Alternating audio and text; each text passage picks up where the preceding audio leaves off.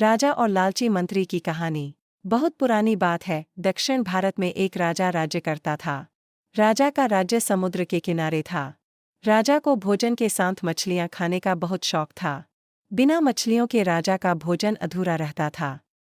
एक बार की बात है, राजा के राज्य में बहुत तेज तूफान आया, जिसके कारण कोई भी मछुआरा मछली पकड़ने के लिए समुद्र में नहीं जा सका। उस दिन राजा को भोजन में मछलियां नहीं मिली, जिससे राजा बहुत उदास हो गया।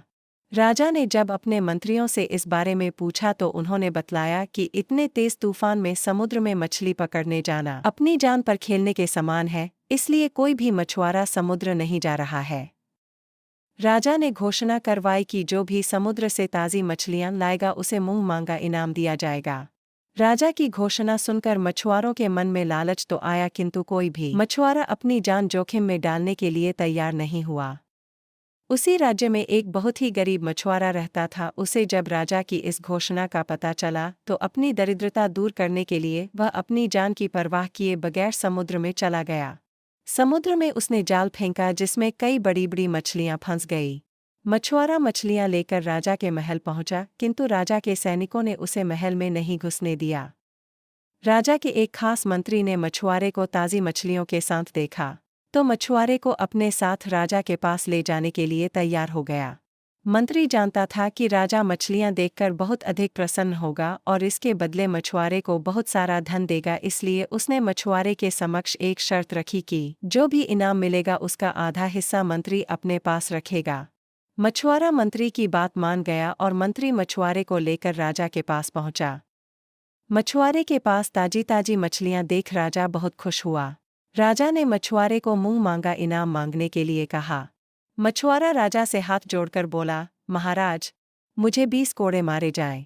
मछुआरे की बात सुनकर राजा को बड़ा आश्चर्य हुआ और उसने फिर से मछुआरे से कुछ मांगने के लिए कहा, किंतु मछुआरे ने फिर 20 कोड़े खाने का इनाम मांगा।